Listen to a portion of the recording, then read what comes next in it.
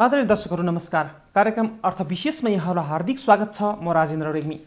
सधैँ जस्तै गरी अर्थतन्त्रका विभिन्न पक्षहरूलाई केलाउने र लेखाजोखा गर्ने क्रममा आज हामीसँग एकजना बहुआयामिक व्यक्तित्व हुनुहुन्छ। उहाँ एकजना उद्योगपति हुनुहुन्छ, एकजना साहित्यकार, लेखक, अर्थशास्त्री, समाजसेवी अनि त्यसै गरी उद्योग वाणिज्य महासङ्घ कृषि उद्यम केन्द्रका सभापति पनि हुनुहुन्छ। उहाँलाई हाम्रो कार्यक्रममा स्वागत गरौँ। सर, स्वागत छ। नमस्ते, धन्यवाद। आराम हुनुहुन्छ? एकदम। उद्योगपति, साहित्यकार, लेखक, अर्थशास्त्री, समाजसेवी के यो सामान्य तरिका एउटा पूर्ण मान्छेको आँखा हुन्छ, नाक हुन्छ, कपाल हुन्छ भने जस्तै त्यो बौद्धिक एजुकेटेड मान्छे सांस्कृतिक परिवार भयो भने यो चिज चाहिँ सामान्य सबैसँग हुन्छ। हामी ब्युरोक्रेट्सहरूलाई देख्छौँ, किताबहरू निक्लिरहेको हुन्छ होइन, प्रोफेसरहरूले इनोभेसनको बुकहरू लेखिरहेको हुन्छ। पढाउने मात्रै हुँदैन कि त्यो सँगसँगै त्यो चिजको बेसमा त्यो चिजहरू अलरेडी हुन्छ नै। परिवारको इतिहास पनि छ, त्यो लेग्यासी पनि छ भने त्यो समथिङ चाहिँ क्यारी अनमै आउँछ। सबै गड गिफ्टेड हो। रोग आउँछ नि, हेरिडिटी भन्ने जस्तो। यो साहित्य पनि मेरो हजुरबाउ, बाउ, आमा, दाइ सबै परिवारको वरपर भएको कुरा हो। अनि व्यवसाय मेरो बेस हो। व्यवसाय गर्ने बेलामा हामी अर्थतन्त्रको बजारमा सबै प्रकारको मान्छे भेट्छौँ। सबै चिजसँग अर्थ जोडिएको हुन्छ। अनि त्यहाँ त्यो अर्थ पनि जोडिएपछि त्यहाँ अलिअलि रमाइलो, मन पराउने, रमाइलो हुने चिजहरू हुन्छ होइन। यो सबै कुराहरू चाहिँ वरपरै रहने चिज हो। त्यो मैले त्यसलाई कलेक्टिभ बनाएर प्रस्तुत गरेँ। कसैले चाहिँ लेख्दैनन्, तर ऊभित्र चाहिँ कम्प्लिटली एउटा बायोग्राफी हुन्छ। बुक बन्न सक्ने मान्छे चाहिँ हुन्छ। सफल उद्यमीहरू भएपछि मान्छेहरू खोज्दै आउँछन् नि। अनि म भित्रै चाहिँ त्यो पारिवारिक गुणहरू भयो हुनाले यो सबै कुराहरू वरपर हो र मेरो पृष्ठभूमि चाहिँ व्यवसाय नै हो। ल, पृष्ठभूमिको कुरा गरियो नि, यहाँको अहिलेको परिस्थितिमा हेर्ने हो भने यो देशको प्रतिष्ठित बिजनेस घराना, यहाँको चाहिँ नि पारिवारिक पृष्ठभूमिबाट जाउँ न थोरै। सामान्य भन्नु पऱ्यो भने अहिले म 50औं वर्षको उद्योगको इतिहास टेकेर बोकेर हिँडिरहेको छु। मेरो बुवाले 1972 नेपालीमा चाहिँ 2028 सालमा स्थापना गरे उद्योग अहिले सञ्चालनमा छ निरन्तर रूपमा। त्यो 50 वर्षको हाराहारीमा हाम्रो परिवारलाई औद्योगिक कल्चरसँगको सहयात्रामा हामी छौँ। कति ठाउँमा बाटो आफैले बनायौँ, कति ठाउँमा बाटोहरू बनाउनको लागि सङ्घर्ष गऱ्यौँ। यी सबै सङ्घर्षको बिचमा त्यो बिजनेसबाट हामी विभिन्न बहुआयामिक बिजनेसहरूतर्फ पुग्यौँ। र मेरो परिवारको भनेको मेरो बुवाले आफूले कोर्देको बाटोमा हामी दुई दाजुभाइबाट सुरु गरेको व्यवसायहरू। अब दाजुका छोराहरू मास्टर डिग्री गरेर आएर बिजनेस सम्हालिसके, मेरो छोरीले ग्रेजुएसन गरेर काम गर्न आइसके, भान्जीहरू पनि मास्टर डिग्री गरेर हाम्रो बिजनेसमा आइसके। अब हाम्रो चाहिँ अहिले मैले चाहिँ भन्यो भने म चाहिँ 2G को जमाना र 3G चलाएको मान्छे होइन। त्यो सेकेन्ड जेनेरेसन पनि हेर्न पाएँ, थर्ड जेनेरेसनको काम पनि आफैले गरियो। फोर्थ जेनेरेसनको रूपमा अहिले बच्चाहरू नै आइसके भनेपछि मेरो बाजे, बाउ, दाजुभाइ हामी दुईजनाको एउटा जेनेरेसन एउटा रह्यो भने अब अर्को जेनेरेसन पनि आइसक्यो भने हामी पारिवारिक रूपमा कम्प्लिटली यो निजी क्षेत्रमा देखेको एउटा व्यावसायिक परिवार हो भनेर भन्दाखेरि हुन्छ जस्तो लाग्छ। व्यापारिक क्षेत्रको प्रवेश चाहिँ कसरी छ, यहाँलाई जानकारी भए? मेरो चाहिँ कस्तो भने मेरो बाजेहरू यहाँबाटै काठमाडौँतिरबाटै जुद्ध शमशेरको पालातिर जिम्मेदारी पाएर तल ओर्लिनुभयो। अनि जिम्मेदार पाएर गएको परिवारको छोराहरू हुर्केपछि काठमाडौँमा पढे, बनारस पढे। काठमाडौँ र बनारस पढ्ने सिलसिलामा त्यो दुईटै विकसित ठाउँहरूको भेटघाटमा बुवाले पहिला पत्रकारितालाई व्यवसाय बनाउनु भयो। यो 2023 सालतिरको कुरा होला। अनि यो अझै गरे चाहिँ 55 वर्ष अगाडिको कुरो भयो। त्यो त्यसपछि 23 देखि 28 सम्मको बिचमा पत्रकारिताको बिचमा बस्दाखेरि काठमाडौँमा राजनीतिक सामाजिक परिवर्तन सँगसँगै त्यो व्यक्तित्वले आफूले प्रस्तुत गर्न पायो। अनि उहाँले चाहिँ खानीमा आधारित उद्योगमा पहिला हात हाल्नुभयो। अनि त्यसपछि टिम्बर, ट्रान्सपोर्टेसन यो बिजनेसहरू गरियो। अनि यो बिजनेस गर्ने सिलसिलामा उहाँले के देख्नुभयो भने नेपालको हस्तकला चाहिँ युरोपमा बेच्न सकिन्छ भनेर ढोकाहरू बनाउने हो भने काष्ठ उद्योगहरू बनाउने त्यो खालको इन्डस्ट्रीबाट सुरु गर्नुभयो। अनि लाइम इन्डस्ट्री भन्ने चुन उद्योग चाहिँ मेरो बुवाले किन त्यतिखेर यहाँ काठमाडौँमा बनेका ठुल्ठुला राणाकालीन दरबारहरू त्यो जम्मै चुना र सुर्कीले बने हो। अन्त चुना चाहिँ कहाँ पाइन्थ्यो? निवाटारमा पाइन्थ्यो। त्यो हेटौँडाको र भैँसेको बिचमा त्यो ठाउँ छ जहाँ अहिले चाहिँ 4वटा सिमेन्ट फ्याक्ट्री चलिरहेको छ त्यही लाइमस्टोनको बेसमा। एसियाको सबभन्दा बढी डिपोजिट भएको लाइमस्टोन भएको ठाउँ भनेर हामीले जियोग्राफी पढ्दाखेरि त्यो पढ्नुपर्ने विषय हो। त्यो ठाउँको पहिचान चाहिँ बुवाले पहिल्यै गर्नुभयो। त्यो बुवाले पहिचान गरेको चुन उद्योग नै हाम्रो चाहिँ बेस इन्डस्ट्री रह्यो। अरू इन्डस्ट्री समय सन्दर्भअनुसार ट्रान्सपोर्टेसन यो टिम्बरको बिजनेसहरू चाहिँ छोड्यौँ। त्यसपछि लाइनबाट आएर अनि कम्युनिकेसनतिर छिर्यौँ हामी, अनि मल्टी बिजनेसतिर गयौँ। यो कम्युनिकेसन सेक्टरमा चाहिँ निजी क्षेत्रमा मेरो मोबाइलको नामबाट यहाँहरूले भित्राउनु भयो। हजुर, त्यो भित्राउँदाको चाहिँ सम्भव कसरी, चुनौती कस्तो थियो? अनि यो चाहिँ कस्तो छ भने जहिले पनि इनोभेटिभ मान्छेहरूले रिस्कमै काम गर्ने। मेरो बुवाले कसैले पनि नेपालमा खानीमा आधारित उद्योग नगरेको बेलामा खानीको उद्योग छोडेर जानुभयो। हामी जब युवा हुँदै गयौँ खानीमा काम गर्न गएको वन मुद्दादेखि लिएर अनेक मुद्दा खेप्नु पऱ्यो, अनि त्यहाँ बाटोहरू बनायौँ। त्यस्तै यो टेलिकम्युनिकेसन पनि के भने कुनै कम्पनीले नेपालमा टेलिकम्युनिकेसनको सम्भावना छ भनेर लाइसेन्स लिएर बनाइरहेको अवस्था थियो। त्यो लिएको लाइसेन्सको 10 वर्ष भइसकेको थियो। दाजुले रिस्क लिनुभयो, युरोपियनतिर रिस्क लिएर लाइसेन्सलाई अकुपाई गर्नुभयो, किन्नुभयो। त्यसपछि युरोपतिर उहाँलाई थाहा थियो, उहाँका सङ्गतिहरू साथीहरू गैर आवासीय नेपालीहरूको सञ्जाल बनिसकेको थियो। त्यसपछि दाइ जानुभयो युरोपतिर गएर उहाँले नेपालमा लगानीकर्ता खोजेर ल्याउनुभयो। प्रारम्भिक लगानी आफूले गर्नुभयो, त्यो ठुलो रिस्क थियो, कसैले नगरे व्यापार थियो। इभेन नेपालमा एनसेललाई मेरो मोबाइललाई लन्च गर्दाखेरि डिलर लिदेऊ न भन्दाखेरि हेट यस्तो काम पनि पैसा हाल्छ, किनभने यो पेट्रोल पम्प जस्तो हो, रेगुलर पैसा आउँछ, राम्रो काम हुन्छ भनेको बुझ्दै बुझेनन् कसैले। पछि जब त्यो 4-5वटा डिलर बनाएर नेपालभरि बेच्न थाले, पछि साथीहरूलाई ओ म त चुकी, मलाई दिए, अहिले दिए भन्ने यो कुनै पनि नयाँ बिजनेसमा रिस्क नै सबभन्दा ठुलो कुरा हो। कि उसले त्यो सम्भावना देख्छ, ड्रिम मर्चेन्टले ड्रिम देख्छ, त्यो मर्चेन्टले त्यसको लागि काम गर्न खोज्छ। त्यो जहाँ पनि दुनियाँमा जुनसुकै सेक्टर पनि यो खालको चिजहरू छ। त्यसले गर्दा अहिले हामी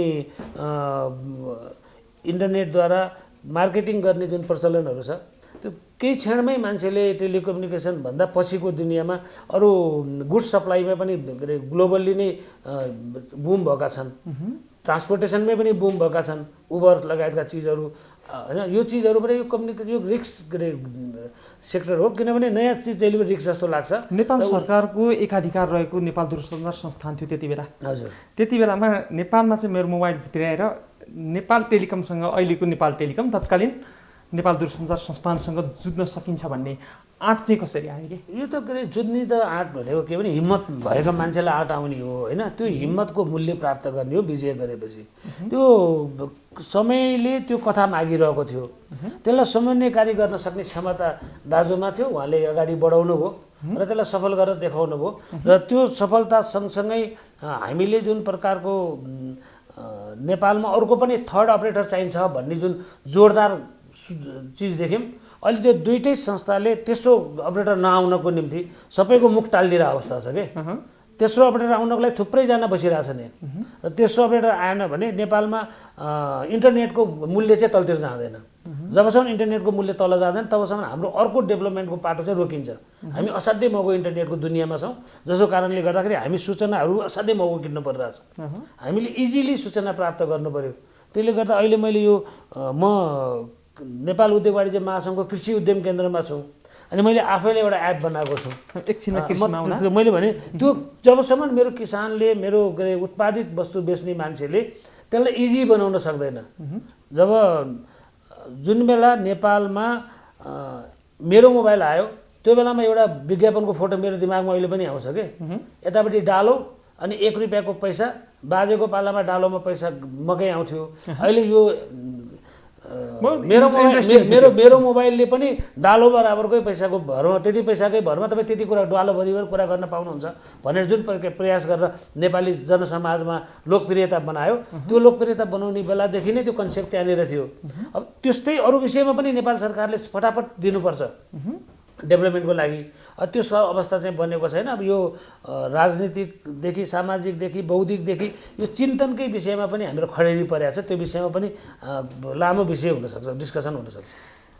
संसारकै कुरा गर्ने हो भने धेरै मान्छेलाई थाहा नभएको थाहा, यसको बारेमा थोरै बताइदिनुहोस् न। रूपचन्द्र बिष्ट, आदरणीय रूपचन्द्र बिष्ट नेपालमा स्थापित पहिलो दार्शनिक जसले राजनीतिक चेतना, मानसिक रूपमा हामी जुन किसिमको दासत्वबाट दासलाई अमलेख गरिसकेपछिको जनताले राणाकालीन राजनीतिबाट पञ्चायतीकालीन राजनीतिको 30 वर्षपछि बहुदलीय राजनीतिबाट गणतन्त्रसम्म आइपुग्दाखेरिको बिचमा हाम्रो चेतनाको लेभल चाहिँ असाध्यै तल थियो। हजुर हाम्रो खानपिन, हाम्रो फुड कल्चर, हाम्रो यातायात, हाम्रो बसोबास, हाम्रो चाहिँ सेनिटेसन यो सबै कम थियो। त्यो छाप्रोमा गएर बिन्ती पत्र चढाउनुपर्छ, त्यहाँबाट राजनीतिको बाटोबाट दर्शन फैलाउनुपर्छ भनेर रूपचन्द्र बिष्टले निष्पक्ष भएर सक्रियतापूर्वक अभ्यास गर्नुभयो। निष्पक्ष सक्रियताको अभ्यास रूपचन्द्र बिष्टको पर्यावाचिक शब्द हो र उहाँको प्रतिबिम्बहरू हेर्न पाइन्छ। उहाँको बारेमा फिल्महरू बनेका छन् र उहाँको नाममा पालिकाहरू बनेको छ। यो भनेको के हो भने रूपचन्द्र बिष्ट यो हाम्रो जुनीमा म अलिकति अध्ययन गर्ने विद्यार्थी पनि पढ्छु। जब जोन एफ केनेडीले अमेरिकाको पहिलो राष्ट्रपति भइसकेपछि उसले आफ्नो समकक्षीहरूलाई बोलाउँदाखेरि त्यो बेलामा कुनै एउटा डकुमेन्ट्री सो गर्ने मान्छेले चन्द्रमामा पुग्न सकिन्छ भन्दाखेरि त्यहाँ बजेट छुट्याइदिएको जस्तै हाम्रो नेपालको कविले उडी छोडिन चन्द्र भनेर भनेको बेलामा त्यसको लागि कोसिस गरे भए हाम्रो नेपाली पनि चन्द्रमा पुग्थ्यो नि। भने हामीले त्यो रूपचन्द्र बिष्टको त्यो उडी छुनी चन्द्रलाई छुन सकेका छैनौँ अहिले पनि। हामी अभियन्ता अथवा हामी उहाँको चाहिँ मार्ग निर्देशनमा हिँडेको उहाँको फलोवर भएको नाताले रूपचन्द्र बिष्टको थाहा सम्बन्धी एउटा हामीले बनाएको छौँ निष्पक्ष सक्रियताको अभ्यास मिडिया हाउस छ। त्यही एउटा मिडिया हो, नेपालमा कसैलाई घुस्दैन, कसैलाई च्यात्दैन, कसैलाई चिथार्दैन र त्यो बाहेक कुनै पनि मिडिया त्यस्तो छैन। त्यो नगरिकन मिडिया चल्दैन र हाम्रो चाहिँ किनभने कर्पोरेट हाउसले त्यसलाई कस्ट बियर गरेको छ र त्यसले एउटा सुन्दर स्वतन्त्र सरल एउटा मिडियाको रूपमा काम गरेको छ। रूपचन्द्र बिष्ट जे थिए त्यही चिज त्यहाँ हामीले प्रयोग गर्ने कोसिस गरेका छौँ। हामी हाम्रो सञ्चारकर्मीहरूलाई सहकर्मी भन्छौँ। रूपचन्द्र बिष्टको सहकर्मी भएर काम गरे हुनाले थाहा सहकर्मी भन्छौँ हामी, सञ्चारकर्मी भन्दैनौँ। किन उसले सहकर्म जुन त्यो प्रक्रिया गर्यो थाहाको। अनि हामी त्यो रूपचन्द्र बिष्टको बारेमै त हामीले अझै धेरै कुराहरू छन् जसले होइन अब दुश्मनले चिनेको आफन्तले नचिनेको। यो लक्ष्मीप्रसाद देवकोटालाई चाहिँ भूगोलको गडबडीको कारणले तपाईँ एउटा ठाउँमा जन्मिनु पनि यहाँ जन्मिनु भयो भने जस्तै रूपचन्द्र बिष्ट पनि त्यही प्रकारको एउटा व्यक्तित्व हो जुन व्यक्तित्व चाहिँ नेपालीले केही मान्छेहरूले केही कालखण्डमा उहाँसँग सत्सङ्ग गरेको जेलमा बसेको हुनाले पालिका बनाउनलाई नाम दिनलाई म भावना दिन्छु भन्ने लगायतका चिजहरू भएका छन्। केही ती चिजहरू खुलेको छन् तर जति खुल्नु पनि रूपचन्द्र बिष्टको बारेमा खुलेको छैन। तर हामी निरन्तर निष्पक्ष सक्रियताको अभ्यासको साथ रूपचन्द्रलाई बोकिरहेको छौँ, रूपचन्द्रको आदर्शलाई बोकेका छौँ, दर्शनलाई बोकेका छौँ। हामी एउटा प्रसङ्ग परिवर्तन गर्नुभन्दा अलिकति अगाडि पराजुली परिवार, सुमार्गी परिवार कसरी भयो? यसो छ, पहिला चाहिँ के हो भने नेपालीहरूको नामाकरण गर्ने प्रक्रिया चाहिँ धर्मसँग थियो। हजुर। अनि सबै भगवानहरूको नाम राख्ने। अनि मेरो गोपाल गोविन्द केशव माधव 4 दाजुभाइ मेरो बाको होइन, त्यो सबै चाहिँ त्यो के अरे श्लोक भन्दाखेरि त्यो नामै आउने। अनि हजुरबा राम्रो ज्ञाता ज्योतिष, अनि उहाँले नाम राख्नुभयो त्यो। अब माधव त माधव, त्यतिखेर कति माधव भए मकवानपुरमा, यहाँ काठमाडौँमा पनि आए, कुन जिल्लाबाट आएको माधव आयो होला। अनि उहाँले अर्कै पहिचान बनाउने सिलसिलामा उहाँ साहित्य लेख्नुहुन्थ्यो, पत्रिका पनि चलाउनुहुन्थ्यो, एनर्जेटिक पनि हुनुहुन्थ्यो, पर्सनालिटी पनि गजबको थियो, 6 फुट 2 इन्ची अग्लो हुनुहुन्थ्यो। अनि त्यो बेलामा उहाँलाई कतै चाहिँ किंवदन्तीको रूपमा सुनिन्छ राजा महेन्द्रलाई पानी जहाजमा चितवनको उसमा कविता सुनाउने बेलामा त्यो नाम प्रदान भएको भन्ने पनि सुनिन्छ। अरूले लेखेको किताबमा त्यो कुराहरू भेटेको छु मैले होइन। अब त्यो म पनि गएको थिएँ भन्ने मान्छेहरूले लेखेको किताब केही जिउँदै पनि हुनुहुन्छ उहाँहरू, त्यो पनि छ। त्यसपछि त्यो नेपालमा त्यतिखेर आफ्नो चाहिँ नामको पछाडि उपनाम एउटा बनाउने चलन थियो पत्रकारहरूको होइन। त्यस्तै उहाँले पनि आफ्नो नाम बनाउनु भयो होला पत्रिकाको बेलामा भन्ने पनि बुझाइ छ। र एउटा पहिचानको अलग पहिचान दिनलाई को सुमार्गी भने माधव सुमार्गी भने त्यो सुमार्गी भनेपछि सु भनेको राम्रो, मार्ग भनेको बाटो, त्यो बाटो असल मार्गमा हिँड्नलाई होइन। अब त्यो के अरे भनेर उहाँले बनाउनु भयो। पछि उहाँको देहावसानपछि हामीलाई सुमार्गीको छोरछोरी भनेर जुन किसिमको स्याम्फिटी हामीमा प्राप्त हुन थाल्यो त्यो चिज हाम्रो भयो। त्यो हामीले चाहिँ प्रपर्टीको रूपमा त्यसलाई लियौँ र हामीले त्यसलाई निरन्तरता गयौँ। बिचमा एक किसिमको कन्फ्युजन आयो समाजमा, यिनीहरू चाहिँ कुनै बाहिरबाट आयातित भएका अर्को देशको मारवाडतिरबाट आएका मारवाडी नै हुन् कि भन्ने खालको कुरा आएपछि दाजु र मैले आफ्नो नाममा अरुण राज सुमार्गी पराजुली लेखेर अनि फेरि हामी त्यो गरे आफ्नो लेख्यौँ। किनभने हामीले पराजुली छोडेको छैन, टुप्पी छोडेको छैन होइन। त्यो कुरे तर सुमार्गी चाहिँ एउटा लोकप्रिय मात्रै नभएर त्यो नामले बोकेको आदर्श पनि गजबको छ। अनि बुवाले त्यसलाई दिएर जानुभयो, त्यो पहिचान नै हामीले बोक्यौँ। त्यो पहिचानले बोक्दाखेरि कन्फ्युजन केही छैन यसमा। यहाँले एउटा प्रसङ्ग नै जोडिहाल्नु भयो, मैले पनि जोड्ने विचारै बनाइराखेको थिएँ। सुमार्गी परिवारमा यो टुप्पी चाहिँ एउटा ब्रान्डको रूपमा रहेको छ, यसको खास महत्त्व केही छ सर? होइन, त्यस्तो केही पनि छैन यसमा। हेर्नुहोस्, हामी कलेज पढ्न आयौँ, ठुलो सहरमा कलेज पढ्न आयौँ। कलेज पढ्न आउँदाखेरि त्यहाँ विभिन्न जात धर्मका दाजुभाइहरू थिए अनि मोडर्न दुनियाँमा बसेका थिए। हामी गाउँबाट आएको, अरू चाहिँ मोफसल, यो मात्रै सहर, त्यो राज्यले त्यसरी नै सञ्चालन गरेर आएको थियो। त्यो बेलामा हाम्रो टुप्पी देखेर गिजौनीहरूले हामीलाई कपाल काटेर टुप्पी लुकाउन बाध्य बनाए। त्यतिखेर हामी सङ्घर्ष गर्ने अवस्थामा थिएनौँ। हामी जुन दिन हाम्रो आफ्नो ठाउँमा पुग्यौँ, हामीले टुप्पी पाल्दा त्यो आज ब्रान्ड भयो। टुप्पी हामी मैले मात्रै होइन, यो हामीले पाल्न थालेपछि यति धेरै टुप्पी देखिन थालेको छ नेपालमा र सोखको साथ टुप्पी पाल्ने मान्छेहरू भयो भने टुप्पी हाम्रो कल्चरमै थियो। यसको पनि वैदिक र सनातन धर्मको ठुलो व्याख्याहरू छ, शिखाको आफ्नै व्याख्या छ। अनि शरीरका सबै चिजहरू चाहिँ भगवानले बनाए या जसरी बन्ने प्रक्रिया हो त्यो प्रक्रिया भए सबै चिजको महत्त्व छ। यो महत्त्व शिखा यहाँ राखिन्छ, यता राखिँदैन होइन भनेपछि यसको आफ्नो महत्त्व भएको हुनाले त्यो महत्त्वसहितको हाम्रो कल्चर बगिरहेको छ। जनै लगाइरहेको छु होइन, अनि म कर्मको जम्मै कामहरू गर्छु।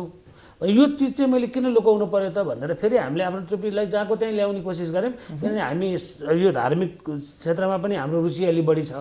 त्यसले गर्दाखेरि हामी त्यही हाम्रो चाहिँ कल्चर नै त्यही हो।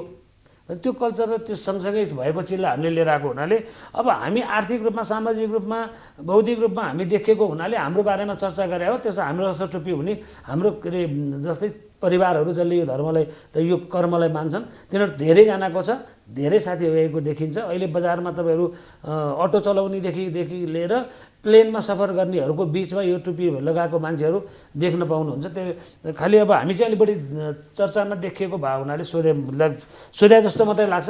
यसमा खास यस्तो हो जस्तै के पनि होला भने यहाँहरू अघि नै मैले भने देशकै एउटा प्रतिष्ठित बिजनेस घराना र अहिलेको दिनमा देशको चौथो अरबपति, धनाढ्य, धनी भनिन्छ।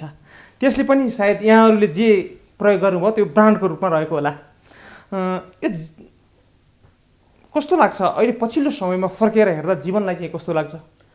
जीवन एउटा सङ्घर्षको बाटो हो। रूपचन्द्र विष्टले भन्नुहुन्थ्यो जीवनमा जो जिउँदो छ त्यो चाहिँ अदालतमा चलिरहेको एउटा मुद्दा हो। त्यो जब उसको मुद्दा सिद्धिन्छ, ऊ मर्छ, त्यसपछि उसको प्रतिबिम्ब चाहिँ मान्छेलाई बोक्न सजिलो हुन्छ। त्यसले गर्दा जीवन सङ्घर्षमय जीवन हो। त्यो मुद्दामा हामी काम गरिरहेको छौँ। मुद्दा जब जब टुङ्गिँदै जान्छ, त्यो मुद्दाको कथा टुङ्गिँदै जान्छ, त्यसको मिसिलहरू बन्द हुन्छ, त्यसपछि त्यसभित्र कसैले पनि नयाँ चिज रङ भर्न पाउँदैन होइन। त्यसले गर्दा जीवन जुन सङ्घर्ष हो, सङ्घर्ष नगरेको मान्छे जीवनमा तपाईँको जस्तो यो टेलिभिजनमा आएर तपाईँहरूले बोलाएर लौन अरुणजी भनेर भन्नको निम्ति सङ्घर्ष गरेरै पाउने हो। त्यो कलाकार होस् या साहित्यकार होस् या कुनै पनि श्रमजीवी होस् या कर्मचारी भए पनि, के अरे सरकारी भए पनि, गैर सरकारी भए पनि, जो पनि मान्छेहरू समाजमा देखिनको निम्ति सङ्घर्ष बगैर देखिन सक्दैन। त्यो सङ्घर्ष गरेर फलानु चाहिँ को छोरा भनेपछि उसको बाउले गरेको सङ्घर्षको कारण उसले फलानु पायो।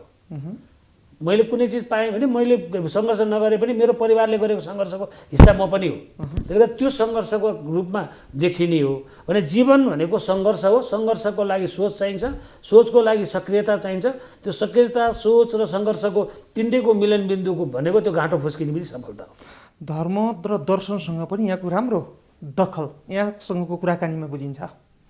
धर्म र दर्शनले मानिसको जीवनलाई कसरी असर पार्दो रहेछ? धर्म र कस्तो छ भने तपाईँलाई एउटा कुरो के याद हुनुपर्छ भने तपाईँलाई होइन, हामी सबैलाई के याद हुनुपर्छ भने हाम्रो जन्म जसरी निश्चित थियो हाम्रो मृत्यु पनि निश्चित छ। हाम्रो सबै कालखण्डहरू निश्चित छ। बाल्यकाल निश्चित छ, यौवनकाल निश्चित छ, वृद्धकाल निश्चित छ र त्यसपछिको उत्तरार्धमा हाम्रो मृत्यु निश्चित छ। भवितव्यमा हुने मृत्यु फरक कुरा हो। नत्र भए समग्र 7 अरब जनताहरू देश मानवहरूको त्यही नै प्रक्रिया हो। छालो कस्तो रङको छ, केस कस्तो रङको छ, त्यो केही मतलबको कुरा भएन। उसले कुन भाषा बोल्छ नि मतलब भएन। बाल्यकाल उसले पनि त्यसरी नै भोग्ने हो, बालकै भएर भोग्ने हो। त्यो उसको के अरे वृद्धि विकास जुन प्रक्रिया हो उसको त्यही स्पिड अफ कसको के छ, उसले कति पोषणयुक्त खानेकुरा खाएको छ, त्यो चिज चाहिँ क्यालकुलेटेड गर्ने बेलामा प्लस माइनस आउने मात्रै हो। बाल्यकाल नै हो, यौवनकाल नै हो, वृद्धकाल त्यसपछि वैश्यकाल आउँछ, त्यही वृद्धकाल आउँछ। यो कालखण्डहरू निश्चित छ। यो कालखण्ड निश्चित भएको मान्छे जब त्यसले चाहिँ बौद्धिक ज्ञान प्राप्त गर्छ, उसले चाहिँ स्पिरिचुअली के अरे चाहिँ त्यो ज्ञानहरू प्राप्त पाउँछ, संस्कारी घरमा जन्मिन पाउँछ, सत्सङ्ग गर्छ भने उसले अङ्गीकार गरेको धर्मले त्यो चिज उसलाई दियो भने ऊ चाहिँ मात्तिँदैन, ऊ आत्तिँदैन र ऊ बौलाउँदैन र ऊ संयम हुन स्वाभाविक रूपमा तपाईँ त्यो त्यति ज्ञान भएर पनि एउटा मान्छेले गलत कुरो बोलिरहेछ, त्यसलाई तपाईँसँग समय छैन, त्यसको प्रतिकार गर्न मन छ, तर तपाईँ हाँस्नुहुन्छ किनभने तपाईँको ज्ञानले के भन्छ भने त्यो अज्ञानीलाई के भन्ने अहिले मैले भनेर। जब तपाईँलाई यो समाजमा घट्ने चिजहरू जुन गलत र राम्रा नराम्राका बिचको जुन चिजमा जुन द्वन्द्व हुन्छ त्यो चिज तपाईँले बुझ्नु भएको छ भने तपाईँ अल्झिन नचाहेको चिजमा हाँसेर नअल्झिकन निस्किनुहुन्छ, त्यसको पीडा बोक्नुहुन्न। त्यो तपाईँको आत्मज्ञान र तपाईँले प्राप्त गरेको धर्म दर्शनले तपाईँलाई त्यो कुरो सिकाएको छ कि त्यो हात हाल्ने ठाउँ होइन, नजाऊ। अब मान्छे नै मृत्यु हुन लाग्छ भने तपाईँको त्यो हात हाल्नु भनेर कसैले भन्नै पर्ने, तपाईँले मानवीय धर्म गर्नुहुन्छ त्यहाँ धर्म त रहेछ नि त, अघि नै पहिला तय गर्नु भएको छ नि। नत्र अघि नै सामान्य झगडा गरिरहेको छ भने तपाईँ आफ्नो कहाँ जानु छ, अफिस जानु छ, टेलिभिजनमा इन्टरभ्यू लिन जानु छ, त्यता लाग्नुहुन्छ। त्यहाँ पुलिस आउला, अर्को आउला, अहिले हातापाई भएर मरिहाल्दैन भने तपाईँले न्याय गर्नुभयो, तपाईँलाई त्यो कुरो प्राप्त छ भने यो जीवनको जो यात्रामा हामीले के गर्ने हो, मानवीय चोला लिएर जन्मिसकेपछि त्यो हाम्रो समाजले हामीलाई स्थापित गरेको धर्मले दर्शनले स्थापित गरेको चाहिँ जसले अनुसरण गरेछ त्यसलाई त्यसले गाइड गर्छ, जसले त्यसलाई गाइड गरेको छैन त्यो चाहिँ के उत्पाती हुन्छ, त्यसले आतङ्क गर्छ, त्यसले क्रिमिनल काम गर्छ, त्यसले समाजलाई बिथोल दिन्छ, फोहोर बनाइदिन्छ। हो त्यही चिज र यो चिजको बिचमा भिन्नता देखिन्छ त्यहाँनिर। समग्रमा भिन्नता कहाँ देखिन्छ भने जहाँ चाहिँ कानुनलाई उल्लङ्घन गर्नु नै मेरो ज्ञान हो भन्यो भने त्यसो घरमा संस्कार छैन भन्ने बुझ्यो भयो। मेरो बुवाले मेरो परिवारले कमाएको पैसाले मैले यसमै खाने भन्ने बुझ्यो भने त्यो घरमा संस्कार छैन, गैर संस्कारी धन त्यसको घरमा छ भन्ने बुझ्यो भयो। नत्र भए धन भएपछि त मान्छेले मोज गर्ने हो भन्ने बुझ्छ नि, त्यो पनि गैर तरिकाले धन कमाले मात्रै त्यो कुरो बुझ्छ, अन्यथा मोज गर्ने होइन। जीवनयापनलाई व्यवस्थित गर्ने, लजिस्टिक सपोर्टलाई अझै बलियो बनाउने, अझै सधैँ त्यो प्रयोग गरिरहन सक्ने भएपछि मात्रै त्यसलाई प्रयोग गर्ने भन्ने हाम्रो धर्मले भन्छ। सँगसँगै यसरी जोड्नु यहाँ त समाजसेवी पनि हो, समाजसेवामा यहाँको योगदान महत्त्वपूर्ण देखिन्छ। समाजसेवाको चाहिँ तर्फ भइरहेका यहाँका अहिले भइरहेका कामहरूको पनि समाजसेवा भने चाहिँ के समयको माग अनुसार समाजसेवाहरू अटोमेटिकली अगाडि आइपुग्छ। जसरी भूकम्प आयो, भूकम्प आइसकेपछि हामीलाई एक किसिमको पीडा भयो, मानवीयता पलाएर आयो। पीडा के भयो भने यो भूकम्पले लगेको भए त हामी पनि त फेरि आज 4 दिन 5 दिन 7 दिन हुन्थ्यो, अर्कोले गन्थ्यो होला, हामी त गएन। पनि हामीले केही गर्नुपर्छ भन्यौँ। सुशील राई प्रधानमन्त्री हुनुहुन्थ्यो, 1 करोडको चेक बनाएर दाइको हातमा लगाएर छोडियो प्रधानमन्त्रीलाई।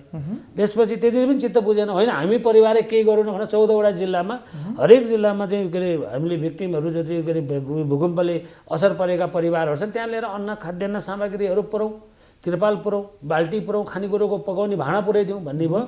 हरेक जिल्ला पछिको इन्फर्मेसनहरू लिएर हामी आफै परिवारमा 70 त्यतिखेर आमा 71 वर्षको हुनुहुन्थ्यो, 71-72 हुन्थ्यो, आमा पनि जानुभयो र मेरो काखको छोरो पनि गयो र मेरो पढिरहेको छोरी पनि गयो। दाजुहरूको परिवार, हाम्रो परिवार, भिनाजुको परिवार, हाम्रो परिवार चाहिँ हामी जोइन्टली बस्छौँ। हामी सबै परिवारै गयौँ। हामी आफ्नो स्कुलको गाडीको बस पनि चलायौँ, हाम्रो अरू संस्थाको गाडी पनि चलायौँ, सबै कर्मचारीहरू पनि सक्रिय रूपमा लागे, अरू छिमेकीहरू पनि आए। हामी सबै मिलेर नेपालको 14वटा जिल्लामा हामीले काम गऱ्यौँ र त्यसले एउटा सकुन दियो। यो समाज कसैले गर भनेर गरे होइन नि, यो विभिन्न प्रकार जस्तै गरी कोरोना आयो अचानक, म 1 महिनासम्म त्यो बजारमा त्यो कोरोनाले मान्छेहरू घर घर पुग्नको लागि मान्छेलाई विभिन्न चिजमा चढाउने, लिङ्क गरिदिने, खानेकुरा बनाउने, हलवाई राखेर खाजा बनाएर दिनको 1500जना जतिको हातमा खाजा बाँडिन्थ्यो। 150जना त प्रहरीलाई खुवाइन्थ्यो मकवानपुरमा। त्यही काम काठमाडौँमा पनि भइरहेको थियो। भने हामी जहाँ बसे पनि हामीलाई समाजले होइन कि समाजले हामीलाई खोज्छ नि, किनभने जसले दिन सक्छ उसँग लिने हो। कुन बेला लिने भने जुन बेला चाहिँ त्यो खालको लिनुपर्ने आवश्यकता हुन्छ लिने हो। राज्य भनेकै जनता हो, जनताभित्र म पनि पर्छु भने म राज्यको त्यति क्षमता बोकेको परिवार छु भने मैले त्यति गर्नु त स्वाभाविक रूपमा मैले गर्नै पर्छ। मैले कसैले गर भनेर कसैले पदक दिएर पदक पाएर गर्ने होइन कि पदक लिनको लागि यो त्यसको लागि गर्ने नै होइन। जसले लिन गर्छन् तिनको अर्को कुरा होला। तर हाम्रो चाहिँ के भने हामी नितान्त रूपमा मलाई के याद छ भने एउटा सानो कुरा जोड्छु। हाम्रो अमलेशगञ्जसम्म रेल आउँथ्यो, त्यसपछि अमलेशगञ्जभन्दा यता चुरे कटेपछि मकवानपुर जिल्ला सुरु हुन्थ्यो। हेटौडा बजारमा औलो लाग्थ्यो। बास बस्नलाई अहिले मेरो चुनुदेव भएको ठाउँमा आएर बास बस्नु पर्थ्यो, त्यसलाई बयलहरू त्यहाँ बास बस्ने बयल बास भन्ने ठाउँ छ। त्यसपछि मान्छेहरू हिँडेर भैँसी भेदी आउने हो। भीमबेदीबाट माथि आउँदाखेरि निवटारमा मेरो बुवाले बनाएको ठुलो सत्तल छ क्या, बाजेले बनाएको। त्यहाँ आएका बटुवाहरूले खाना खाइसकेपछि मात्रै बाजेले खाना खानुहुन्थ्यो अरे कि, त्यो सबैलाई खुवाएर। त्यो संस्कार अहिलेसम्म त्यो संस्कार किन आयो भने त्यो सामाजिक रूपमा त्यति गरेर यो परिवार यहाँ पुग्छ त। समाजमा त्यो गरेको कसैको मापदण्ड दिएन, कुन सर्टिफिकेट छ तँसँग भन्नु भने चाहिँ त्यो चाहिँ अज्ञानी अनि दर्शन नजानेको, धर्म र अर्थ नबुझेको मान्छेको मात्रै कुरा भयो। अनि भिन्नता त आइहाल्यो नि। थाहा नपाउने भन्छन्, थाहा नदिनु भन्छन्, नदिनु भन्छन्। त्यसले गर्दा हामी त्यो खालको कुरालाई कुन बेला भन्छ, जब इतिहास बनिसक्यो नि, अब त्यो त गएर खोज्दा पनि भेटिन्छ नि। जस्तै हामीले सुमार्गी किताब मैले लेखेँ, त्यो इतिहास बनेको 2060 सालसम्ममा अजय सुमार्गी भनेर जुन किसिमको कुरा भइसकेपछि मैले त्यो किताब लेख्न मलाई चाहिँ मन लाग्यो। अनि मैले त्यो किताब लेखेर पहिले बजारमा किताब पठाइदिएँ। त्यो सामाजिक रूपमा अब त्यो जसले पनि रिसर्च गर्ने मिल्ने विषय भयो नि, सार्वजनिक भयो। मैले 60 सम्मको जे कथा हो त्यो कथामा 60 सम्ममै अजय सुमार्गी कहाँ छ त जोडिएका कुराहरूलाई मैले भन्नको निम्ति भन्नु पर्यो। अनि त्यो किताब लेखेँ। त्यो किताब सार्वजनिक गरिसकेपछि त मेरो त्यो जीवन चाहिँ सार्वजनिक जीवन भयो। मैले व्यतीत गरिसकेको जीवन त अटोमेटिक लुकाउनै पर्दैन। मैले गल्ती नै गरेको छैन भने मेरो परिवारले गर्ने जे प्रक्रियाको अनुकूलता प्राप्त भयो त्यो गरे हो। त्यसले गर्दा समाजसेवी भनेर स्पेसल्ली सबै अनुसारको माग आउँछ। जस्तै मैले मकवानपुर जिल्लामा स्कुलहरू भत्किसकेपछि मैले पहिला वंशगोपाल स्कुल बनाएँ। त्यो अहिले वंशगोपाल कलेज पनि छ। मकवानपुर जिल्लामा युवा वाचक चाहिँ हामीले लिएर गयौँ होइन, नारायण प्रसाद पोखरेलको छोरालाई दिनबन्धुजीलाई पहिले लिएर गएँ।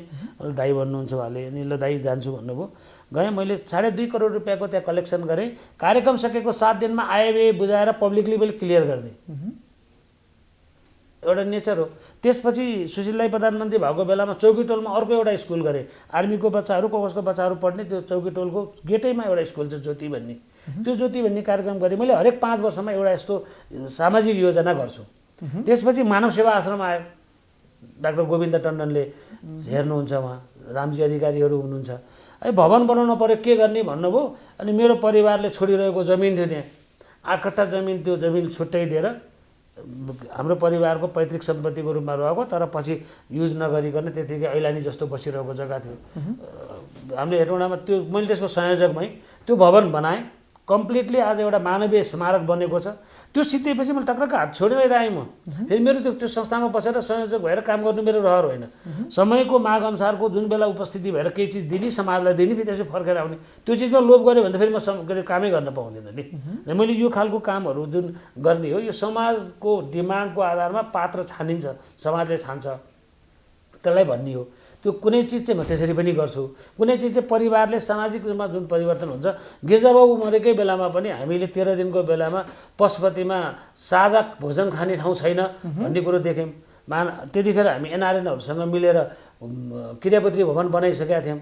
अनि त्यो आएपछि हामीले सल्लाह गऱ्यौँ परिवारमा, हामीले ल हामीलाई जमिन दिनुहोस्, हामी बनाइन्छौँ भन्यौँ। अहिले त्यहाँ शुद्ध प्रसादी खाने ठाउँ भनेर 5000 मान्छे अट्ने 3टा हल भएको एकदमै सुविधा सम्पन्न, एभ्री त्यो मर्मत पनि हामीले नै गर्ने गरेर पशुपतिको परिसरमा बनाएर छोडेका छौँ नि त। समाजसेवा पनि गर्नै पर्छ। योगदान छ। अहिले त गभर्नमेन्टले CSR लिइरहेको छ भने त्यो समाजसेवा त कमाएको केही हिस्सा समाजमा लगाउनुपर्छ भनेर धर्ममै लेखाएको थियो, अहिले त कानुनमा लेखाएको छ। आदरणीय दर्शकहरू, छोटो विश्रामपछि हामी पुनः आउनेछौँ।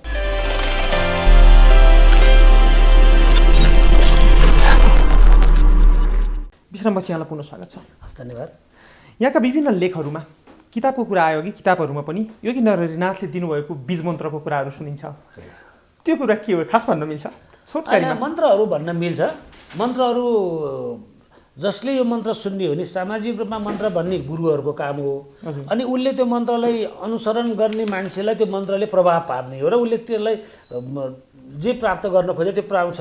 अब सामाजिक रूपमा भनेको मन्त्रको चाहिँ युजामा मन्त्र जसले पनि भन्छ नि, श्रोतालाई पनि त्यसको अर्थ हुँदैन होइन, महत्त्व पनि हुँदैन। उहाँले दिएको मन्त्र चाहिँ के हो भने, हामीले चलाइरहेको विद्यालयमा योगी नरहरिनाथको पञ्चधातुको मेरो शरीर बराबरको अग्लो मूर्ति राखेका छौँ। त्यो चाहिँ उहाँले हामीलाई सिकाएको मन्त्र हो कि राष्ट्रिय गुरु भनेपछि राष्ट्रगुरुलाई राष्ट्रभरि नै फैलाउनु पर्यो नि। त्यो मन्त्रले म पनि राष्ट्रिय उद्योगपति भयो भने राष्ट्रभरि फैलिन पाउने भयो नि त। कवि त त्यस्तै हो, म राष्ट्रिय शिक्षक रहेछ भने राष्ट्रिय देश भयो फैलिने भएँ। कुनै पार्टीको राष्ट्रिय गुरु भयो भने त भएन, कुनै समुदायको कुनै गाउँको राष्ट्रिय गुरु त हुँदैन रहेछ। भने राष्ट्रियता के हो त? भने राष्ट्रियता तपाईँको र मेरो हो। जहाँ तपाईँ र म सञ्चित हुन्छौँ, तपाईँ र मैले एउटै भाव बनाउँ, त्यो राष्ट्रियता हो। त्यो कालो निलो अग्लो पहाड तराई हिमाल त्यो सबै मिलेको चिज चाहिँ राष्ट्रियता हो। त्यो भावनालाई त्यसरी बोक्नुपर्छ भनेर उहाँले दिएको मन्त्र हो त्यो मन्त्र यो परिवारले बोकेको छ। रूपचन्द्र बिष्टले राष्ट्रिय व्यक्तित्व हो। रूपचन्द्र बिष्ट मेरो व्यक्तित्व होइन, राष्ट्रको म नजिक हुन पाएँ, मेरो सौभाग्य हो। मलाई भगवान्ले त्यो अनुकूलता दियो, अनुकम्पा भयो कि मैले 20-21 वर्ष उहाँको सेवा गर्ने मौका पाएँ। मेरो परिवारले पायो, समग्र मकवानपुरले पायो। त्यो भनेको के भने हामीले त्यसलाई राष्ट्रियता भने चाहिँ के हो भने जसले राष्ट्रको हितको लागि काम गरेको छ, जुन शब्द राष्ट्रको हितको लागि हुन्छ त्यसको लागि काम गर्ने काम त्यसको जिसको के अरे चाहिँ जो बाँधिने जुन चिज हो त्यो राष्ट्रियता हो। त्यो मन्त्र दिनुभयो। त्यो मन्त्रको भूमिकामा हामीले काम गर्ने भयौँ। अब हामीले जे गरे पनि राष्ट्र प्रफुल्लित हुनु पर्यो, राष्ट्रको जिडिपी बढ्नु पर्यो, हामीले उद्योग धन्दा काम गर्दा रोजगारी विकास हुनु पर्यो, त्यो रोजगारीले घर घरमा नुन र तेल पुग्नु पर्यो भन्ने जुन राष्ट्रियता दिनुभयो नि, त्यो राष्ट्रियताको अर्थ त्यो। यहाँ धन कमाएर विदेश कुमाउने त्यो राष्ट्रियता होइन, त्यो पलायन कुरा भयो। यो खालको राष्ट्रियता मन्त्र हो, त्यही मन्त्रको भाव त्यही होला। यहाँ त उद्योग वाणिज्य सङ्घको कृषि समितिको भनौँ न हजुर सभापतिको रूपमा काम गरिराख्नु भएको छ। नेपाल एउटा कृषि प्रधान देश। अब यहाँको यो कार्यकालमा नेपालमा कृषिमा के परिवर्तन हुन सक्ने सम्भावना अथवा यहाँले गर्न सक्ने कुरा के हो, अहिले के भइराखेको छ? अहिले नेपालमा कृषिको गेम चेन्ज गर्ने विचारको साथ धेरैलाई कन्भिन्स गर्दै हिँडेको छु। अहिले भर्खरै यो टेलिभिजनमा अन्तर्वार्ता दिन आउनुभन्दा अगाडि आराबा भन्ने एउटा अर्गनाइजेसनसँग, तिनीहरू चाहिँ आराबा भने चाहिँ इजरायलको एउटा भ्यालीको नाम हो। त्यो चाहिँ समुद्र सतहभन्दा 300 मिटर जति तल छ। त्यो चाहिँ एकदमै तापीय क्षेत्र हो। त्यो क्षेत्रमा गएर कृषि सिकेर आएका नेपालीहरू युवाहरूको अहिले 1800 जना जति छन्। 180 जना जति चाहिँ सङ्गठित रूपमा यो टिममा आज उहाँहरू गाँसिनु भएको छ। उहाँहरूसँग एउटा एग्रिमेन्ट भयो। अहिले नेपालमा के हो त गेम चेन्ज, कृषि चाहिँ नेपाल सरकारले चाहिँ नीति लिएर आउँछ। अनि एउटा कुरो चाहिँ म यो टेलिभिजनबाट सरकारलाई, सरकारवालालाई र हामीले परिवर्तन गर्नुपर्ने विषयको एक लाइन चाहिँ 1 मिनट माग्छु प्लिज। कि नेपालमा मैले इकोनोमी पढेँ, म व्यापारी भएँ, उद्योगी भएँ। तपाईँले जर्नलिस्ट पढ्नुभयो, तपाईँ जर्नलिजम गरेर तपाईँ यहाँ बस्नुभयो, तपाईँलाई सामान्यतया खाना लाउन पुग्ने यसले सपोर्ट गर्छ भनेर तपाईँहरू लागिरहनु भएको छ। तर हामीले पढेको कृषि चाहिँ किसानमा किन गएन? 50 वर्षको त्यो कृषि पढाइ चाहिँ हाम्रो गलत भयो। हामीले कहीँ न कहीँ खोज्नु पर्यो। कृषकको पढेकोहरू चाहिँ के भयो भने डिजी भए, जेटिए भए, कृषि सम्बन्धी कर्मचारी भए, तर कृषक नै चाहिँ भएन। कृषि उद्यमी किन भएन? कृषि उद्यमी किन भएन? यहाँनिर टेक्निकली कहीँ न कहीँ अप्ठ्यारो छ। हाम्रो एजुकेसनमा त्यो अप्ठ्यारो छ। एजुकेसन पढेको शिक्षक भए, साइन्स पढेको साइन्टिस्ट भए, साइन्स पढेको डाक्टर भए, अनि उनीहरू पैसा कमाए, मेडिकल कलेज खोले। अनि यो त सम्भावना भयो, तर हाम्रो कृषिमा किन त्यस्तो भएन? पहिला त कृषिमा त्यहाँ कहीँ न कहीँ त ल्याकिङ छ। त्यो ल्याकिङको रूपमा हामी काम गर्नुपर्छ। व्यवसायीकरण हुन सकेन। यो व्यवसायीकरण गर्नको लागि अहिले नेपालमा कृषि उद्यम केन्द्रमा म आइसकेपछि सँगसँगै कृषि उद्यम केन्द्रलाई हामीले अर्को एउटा नाम पनि दियौँ, कृषि उद्यम तथा अनुसन्धान केन्द्र। रिसर्च एन्ड डेभलपमेन्ट पनि त्यहाँभित्र लिएर गएर हाल्यौँ। त्यो रिसर्च एन्ड डेभलपमेन्ट किन जरुरत भयो भने हिजोको ल्याकिङ के हो त? भाषण चाहिँ सबैले मिठो गरे, तर नीतिगत रूपमा त्यो भाषण गरे भने त ब्ल्याक एन्ड व्हाइट डकुमेन्ट भएन नि त, कसरी चाहिँ नयाँ योजना ल्याउने भनेर। जस्तै अहिले कृषिमा के नयाँ योजना आयो भने आज जसँग एग्रिमेन्ट गरियो त्यसको बेस चाहिँ के हो भने 100 किसान अभियान, 100 कृषकलाई चाहिँ व्यावसायिक बनाउने भन्ने एउटा अभियान सुरु गरे। त्यो अभियानले चाहिँ के भने 77 जिल्लामा मिनिमम 77वटा किसान छनौट गर्ने भयौँ हामीले। काम गर्दै जाँदा 100 किसान अभियान भनेको चाहिँ 100 मात्रै हुने भने होइन, 101 हुँदैन, 160, 200, 500 पनि हुनसक्छ। त्यो चाहिँ अभियानको नाम हो। त्यो अभियानको नाम, प्रोजेक्टको नाम हो 100 किसान अभियान प्रोजेक्ट अन्तर्गत हामीले त्यहाँ इन्टिग्रेटेड एग्रिकल्चर फार्म बनाउँछौँ। त्यो इन्टिग्रेटेड फार्म भनेको चाहिँ के, नेपाल सरकारले लामो समयदेखि एकीकृत कृषि भनिरहेछ नि, त्यो एकीकृत कृषिको फार्म बनाउँछौँ। अब नेपाल सरकारले अहिले रोजगार विकास गर्नको निम्ति योजनाहरू ल्याइरहेछ। एफएनसिसिआईको शेखर गोल्छाले चाहिँ नेट 2030 ल्याउनु भएको छ। त्यही नेट 2030 भित्रको प्रोजेक्ट हो कि यो। अहिले म जे भनिरहेको छु त्यो नेट 2030 ले के गर्छ त भने नेपालको इकोनोमीलाई 2030 सम्ममा कति मिलियन डलरको बजेट बनाउने, त्यतिको इकोनोमी बनाउने र कति रोजगारी दिने। अहिले विदेश गएका रोजगारहरूलाई अहिले मेरो हातमा यहाँ युवा लक्षित कोभिड रिस्पोन्स डकुमेन्ट छ। म खालि यही कागजमा काम गरिरहेको छु। अहिले यो प्रदेश नम्बर 6 र 7, 5 मा यसलाई लन्च गर्नको लागि सरकारको विभिन्न निकायसँग कुरा गरिरहेको छु। यो युवा लक्षित कोभिड रिस्पोन्स कार्यक्रम के हो? यो 100 किसान कार्यक्रम के हो? यो 100 किसान कार्यक्रमको अवधारणा अझै प्रष्ट बनाइन्छ। यो 100 किसान अवधारणा एकदम सजिलो छ। हामीले अहिले भर्खरै नेपालको ठुला ब्याङ्कहरूसँग कुरा गरेका छौँ। हामीले अर्थमन्त्रीजीसँग पनि म आज भोलिमै एउटा मिटिङ मागिरहेको छु, त्यो मिटिङ पनि गर्छौँ। अहिले 100 किसान अभियान के हो भने 77 वटा जिल्लामा 77 वटा किसानको कलेक्टिभ रूपमा त्यो किसानहरूलाई एकीकृत कृषि गर्नको लागि एउटा ठाउँ बनाउने, सेल्टर बनाउने। त्यो सेल्टरमा त्यहाँ 5 जना 7 जना 10 जना 1 जनाले मात्रै पनि त्यो काम गर्न सक्छन्। त्यसपछि उनको वरपर रहेको ठाउँहरूमा कसैको सबैको एकै ठाउँमा चाहिँ एकजनाको अहिले हाम्रो त हदबन्दीले गर्दा पनि कसैको पनि त्यति धेरै जग्गा त हुँदैन भने त्यहाँ भएको किसानहरूलाई होमस्टे हुन्छ कि उत्पादनसँग जोड्न सकिन्छ कि अर्को केसँग जोड्न सकिन्छ, त्यो चाहिँ सिक्ने ठाउँ पनि हुने। र त्यो किसानले हामीले अहिले कुरा गरेको राष्ट्रिय ब्याङ्कहरूले हामीलाई पैसा दिने होइन कि त्यो किसानलाई पैसा दिने हो। हामीले उनीहरूलाई आइडेन्टिफाई गरिदिन्छौँ। आइडेन्टिफाई गरिसकेपछि त्यहाँ कसले काम गर्छ त, काम गर्ने प्राविधिक नभएर हामीलाई गाह्रो भयो भनेपछि इजरायलबाट फर्केको ग्रुप जसले चाहिँ यो आराबा नेपाल मोडर्न एग्रिकल्चर कम्पनी भन्ने छ, त्यो कम्पनीले अहिले चाहिँ हामीसँग आज एमओयू गर्यो। त्यो एमओयूमा के हुन्छ भने हामीले जहाँ गएर त्यो किसानको चाहिँ एकीकृत किसानको जुन फार्म हाउस बनाउँछौँ त्यहाँ उनीहरूले गएर काम गरिदिने भयो। काम गर्नको लागि हामीले प्राविधिक पायौँ, इजरायल सरकारले पनि त्यसमा हामी सपोर्ट गर्छौँ। अझै के अरे फर्दर रूपमा हामीले प्रविधि मैत्री बनाउनको निम्ति हामीसँग अहिले मेन पावर छैन, हामीसँग खाली जमिन छ। हामीले त्यहाँनिरको एन्सर के हो भने हामीले प्रविधि मैत्री बनाउनु पर्यो।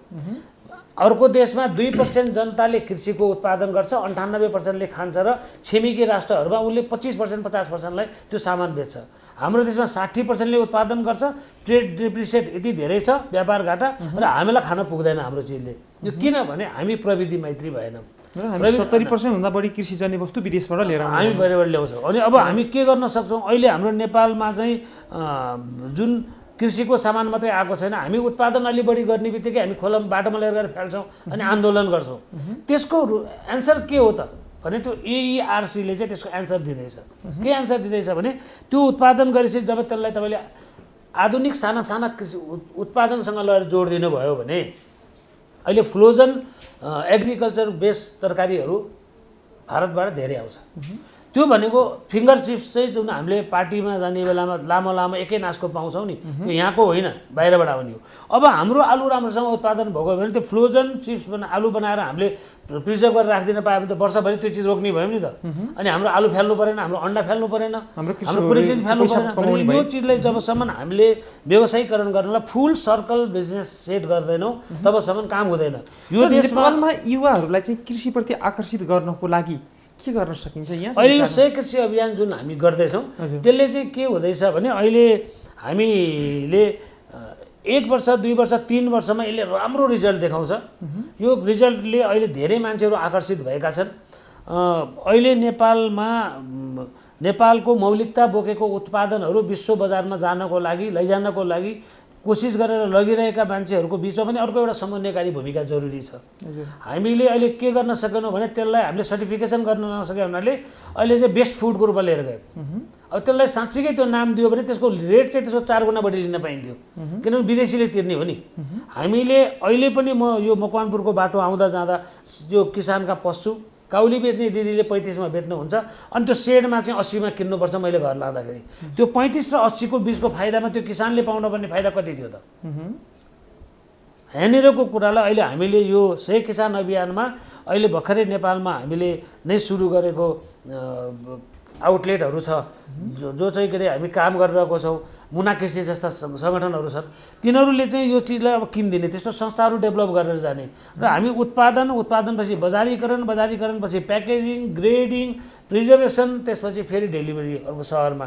त्यो प्रकारको बजारमा जबसम्म हामीले प्रक्रिया बनाउँदैनौँ, हाम्रो सर्लाहीमा निक्लेको गोलबेडा बाटोमा फालेर 4 रुपियाँ किलो हुन्छ, फेरि यहाँ आउँदा चाहिँ हामी 40 भन्दा कहिले पनि कममा गोलबेडा खाएको दिन अब आउन छाडिसक्यो।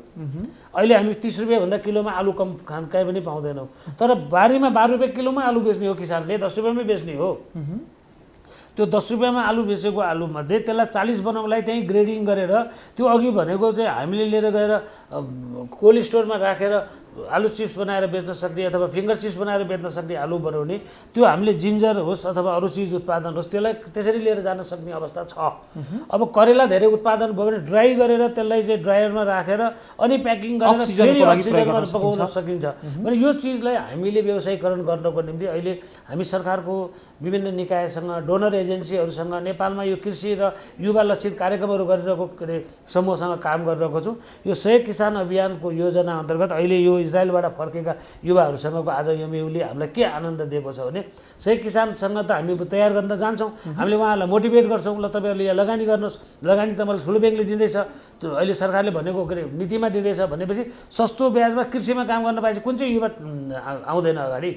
भनेपछि हामीले अहिले 77वटै जिल्लामा एकैचोटि यति ठुलो प्रोजेक्ट अगाडि बढाएको छौँ। नेपाल उद्योग वाणिज्य सङ्घको सञ्जाल पनि ठुलो छ, सङ्घीयता सहितको नेपाल सरकारपछिको सबभन्दा ठुलो संस्था र नेपाल सरकारको सबभन्दा प्यारलल पार्टनर, किनभने हामी सबभन्दा बढी ट्याक्स पेयर नै हामी हो र हामी रोजगारदाता पनि हामी नै हो। भनेपछि सरकार र हामी बराबरको चाहिँ इक्वल फिटिङमा काम गर्न सक्ने अवस्था छ। सरकार भनेको अभिभावक हो, हामी भनेको के अरे जो सरकारभित्र रहेको देशभित्र रहेको पार्ट हो, तर इक्वल फिटिङमा चाहिँ काम गर्न सक्छौँ भनेर अहिले यो 100 किसान अभियान भयो, युवा लक्षित कोभिड यो अहिले रेस्पोन्स प्रोग्रामहरू जुन हामी अगाडि बढाइरहेको छौँ, यो सँगसँगै हामीसँग अरू पनि थुप्रै कार्यक्रमहरू छ कृषिसँग आधारित। अहिले हामी त्यसलाई निरन्तर अगाडि बढाइरहेको छौँ।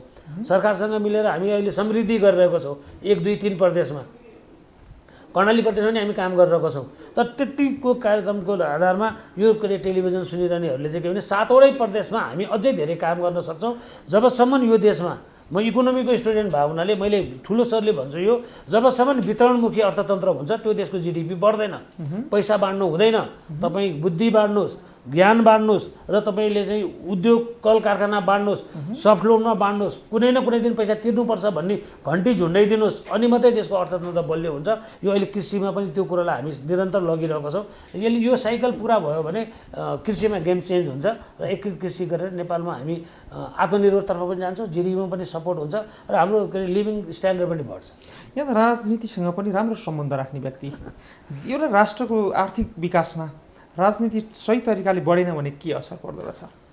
जबसम्म कचौरामा माग्न आएको कुरो ट्वाङ्ग हालिदिने जुन बानी हुन्छ त्यसपछि राजनीति चलिरहन्छ, त्यो खालको राजनीति चलिरहन्छ, देशको विकास हुँदैन।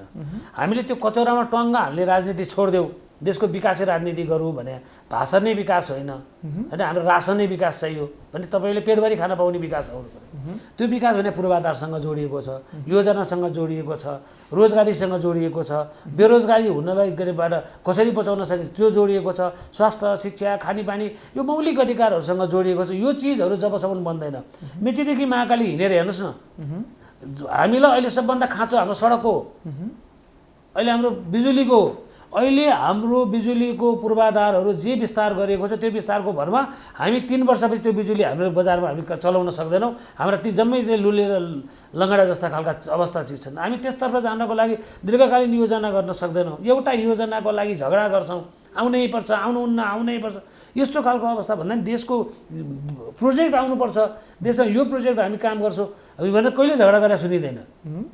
बरु आउन लागेको प्रोजेक्ट रोक्नुपर्छ भन्ने झगडा हुन्छ, फलाना पाला रोकेर बिग्रियो अरे।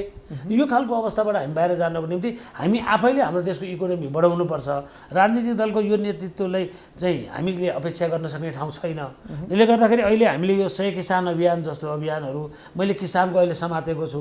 यो कुनै एउटा सर्टेन पिरियड मलाई उद्योग वाणिज्य सङ्घले दिएको कृषि उद्यम केन्द्रको काम भएको हुनाले मैले मेरो व्यवसाय छोडेर यसमा भोलिन्टियर रूपमा काम गर्ने हो र मैले यसमा एउटा चाहिँ चेन्ज हुनसक्छ है, किनभने इजरायलबाट फर्केको पनि देखेको छु, जापान पनि हेरेको छु, कोरिया पनि हेरेको छु, इन्डोनेसियामा कफी खेती गरेर पनि हेरेको छु। हिजो हाम्रो लमजुङमा कफी रोपेर अहिले कफी रोप्न छोडिसके अनि अब हाम्रो कफी किन आउन सकेन त्यसको पनि हामी खोजी गरिरहेको छौँ। अहिले आइटिसीसँग मिलेर अस्ति एउटा कार्यक्रम गरियो, त्यसले के गर्यो समग्र इन्टिग्रेटेड फार्मिङ कसरी गर्ने हो हाम्रो यो चाहिँ अहिलेको लक्ष्य हो। यो लक्ष्यमा युवाहरू आकर्षित छन्, युवाहरू धेरै विदेश गएर फर्केर आएका छन्। आएका युवाहरूलाई हामीले जब दिन सकेका छैन, जब सँगसँगै हामीलाई काम गर्नको लागि लोन दिने अवस्था पनि बनाउने अहिले काम अगाडि बढाएको छ 100 कृषि अभियानले। र यसले गर्दाखेरि एउटा पाखो किनभने म समग्र हुटीटाउले आकाश उचाल्ने जस्तो त होइन, अहिले कृषिको एउटा कम्पोनेन्ट सम्हाले हुनाले त्यस क्षेत्रमा चाहिँ देशमा एउटा देखिने खालको काम हुँदैछ। अन्तिममा सार्वजनिकमा सबैलाई थाहा भएको र सबैलाई थाहा नभएको र लुकेको पछिको सुमार्गी परिवार सबैलाई थाहा भएको समार्गी परिवार चर्चामा जे आएका छन् ती जलन होला। त्यो आवश्यकताभन्दा बढी हामीलाई आकर्षित बनाउने उद्देश्य होला। हामीभित्र शान्तता छ, शीतलता छ, मित्रता छ, सद्भाव छ, संस्कृति छ, संस्कार छ र हामी त्यो चिजको बिचमा उभिएका छौँ। त्यसले गर्दाखेरि हावाहुरी कुनै पनि चिजले हामीलाई हल्लाउन सक्दैन। हामी हल्लिँदैनौँ, डगमगाउँदैनौँ। हामी यही देशको जनता हौँ, यही माटोमा हुर्क्यौँ, यही माटोमा विलिन हुने हो र जबसम्म जिउँदो रहन्छौँ यो देशको लागि हामी मरिमेट्छौँ। यहाँको ज्यादै महत्त्वपूर्ण विचार र समयको लागि हार्दिक धन्यवाद। धन्यवाद, थ्याङ्क यू। आदरणीय दर्शकहरू, यहाँहरूलाई पनि धन्यवाद। यहाँले कार्यक्रम हेरिदिनु भयो। यी र यस्तै कार्यक्रमहरूको लागि हेर्दै गरौँ बिजनेस प्लस टेलिभिजन। नमस्कार।